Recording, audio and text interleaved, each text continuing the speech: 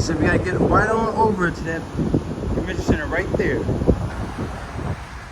Just left this other hotel.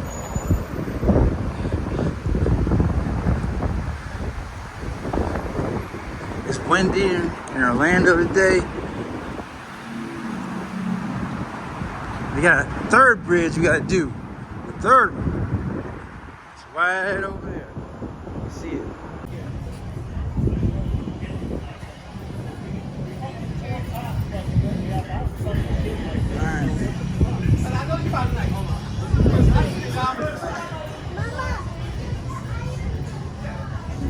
Start industry.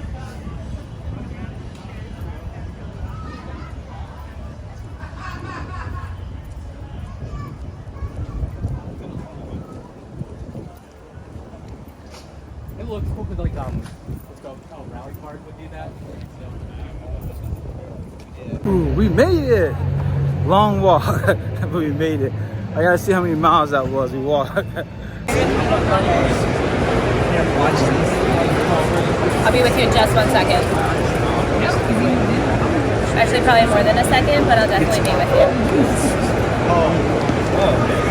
Thank you. DC Comics, and she didn't know anything about she wrote a letter to our friend Mike Hobson, who worked at Marvel, and she says she's looking forward to finding out what inking is.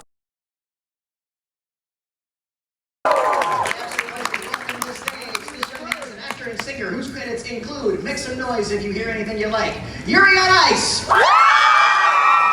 Magic, Dr. Stone, One Piece, Black Clover, and that wacky superhero anime My Hero Academia.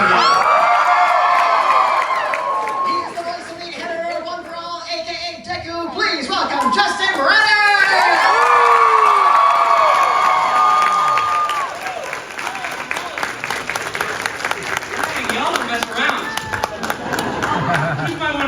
Who loves nice and magic?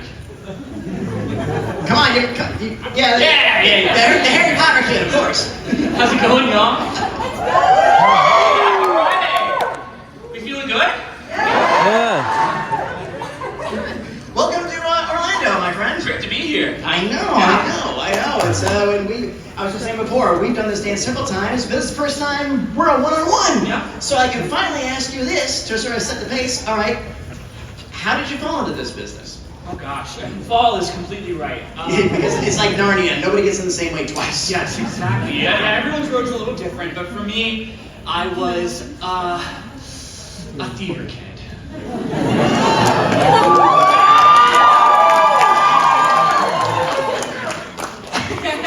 Anyone else?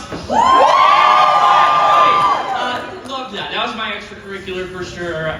That, choir and everything. So I just found out I really loved that stuff. But I also loved cartoons and video games and anime before it was cool. I just see it now as it's always been cool. Right. Oh yeah, that's right. Speed Racer, man. Yeah. Thank you.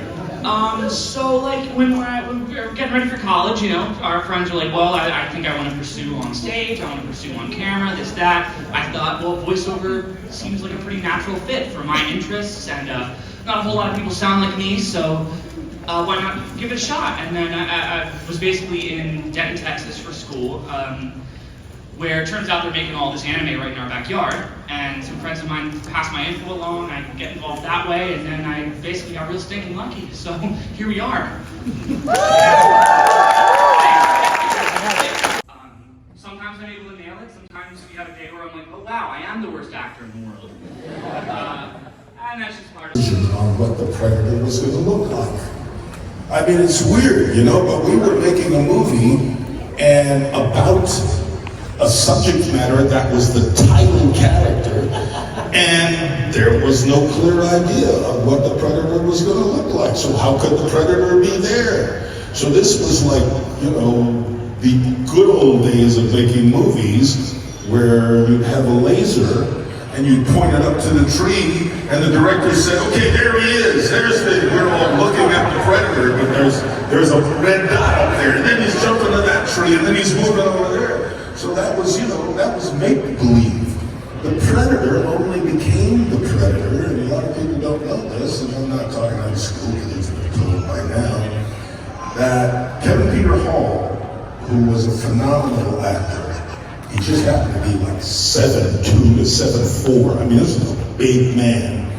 And he was also in a movie that became a really good movie called, what was it called? I forget, he played like a Sasquatch kind of character. Harry and the Hendersons, yes, thank you. So, big guy, he needed to be a big guy in those movies, right?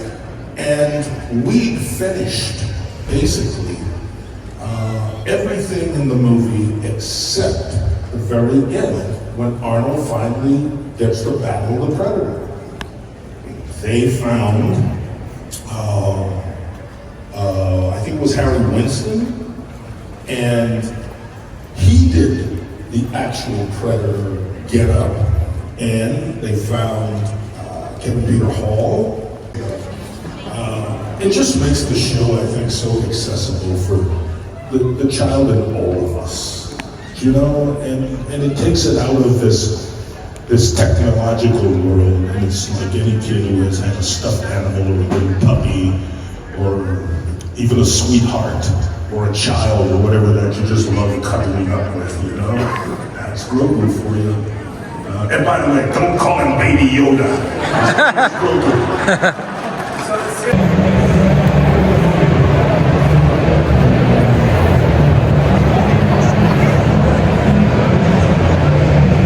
360 degrees around.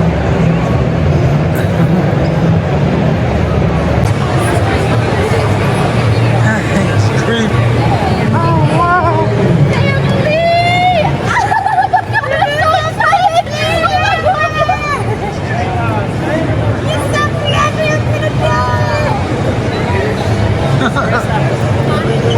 My question is, what is your fandom? My fandom is Demon Slayer. That's my fandom. Demon Slayer. It's the Mandalorian. What's that IG dude?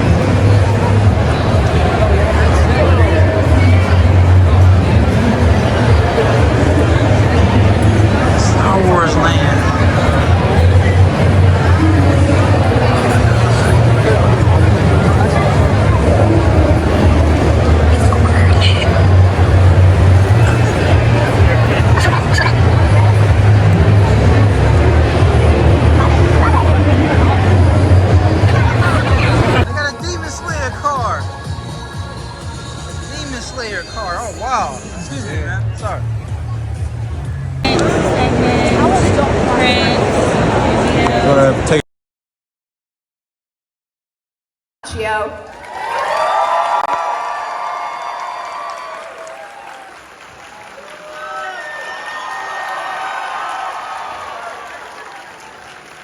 We also have William Zabka.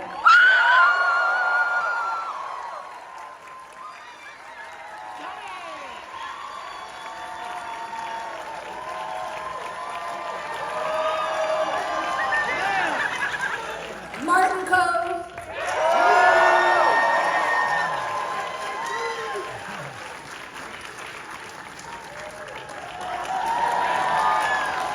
And finally, Shola Mediterranean.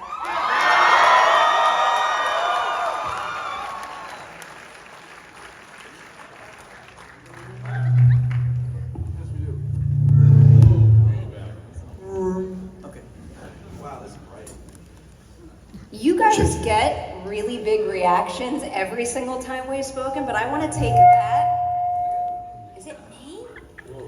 And apply it. No, that's Check 1, 2, 3. I'm scooting to this side. I need that reaction at every single Emmy event you guys do, because we said this the other night. Not only do these guys make a great show that builds a massive fan base that fills a room like this, but it's awards caliber and it's something we get to celebrate, and that is a true feat and makes me a very, very proud Karate Kid and Cobra Kai fan. All right, starting with my 3 OGs here. For the 3 of you, having stuck with these characters for so long, over the course of your run with Cobra Kai, is there anything that you read in a script that surprised you in terms of maybe thinking, I never thought I'd see the day where I got to do this particular thing with this character?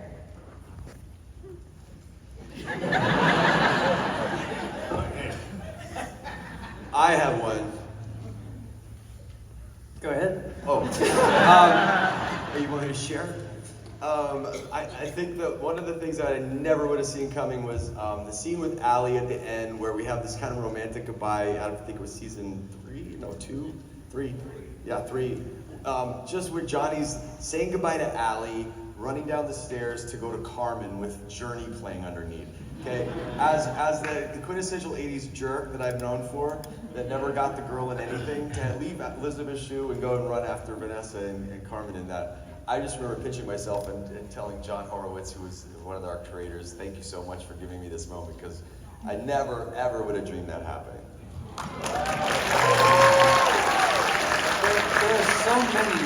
There's so many when I think about it. I actually, I would say I never thought I would have, like in season 1 of the show, where people would say, I used to love you and now you're kind of an ass. But then we got out of that once as things evolved and the true colors, once we set up the redemption story of Johnny and you see with Johnny and Daniel and their similarities going forward. But I also never thought that I would find Christopher Cross so cool as I did with the scene with Sholo or listening to Sailing or one of those. But it was an answer to the Guns N' Roses element of, like, you know, who are they? Anyway. How about you, Marty? I think, you know, when the writers told me I was coming in for episode 10 of season 1, and I wanted, of course, to come in on episode 5 or episode 6, you know. And they said, no, you'll set up season 2.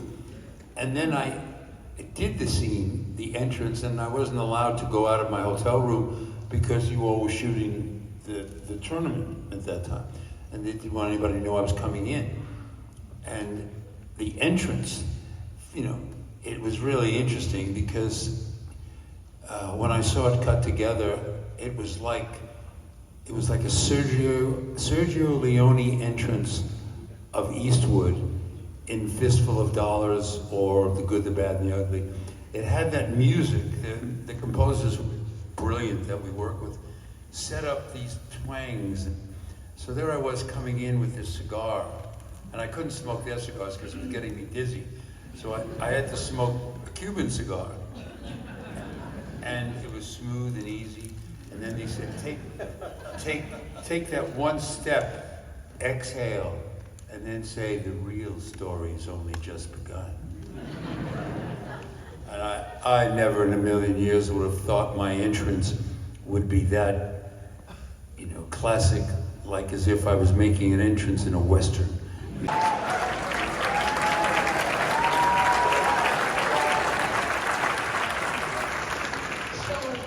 I'm going in a more emotional, I guess, serious route right now. I'm about to throw my iPad. I want to know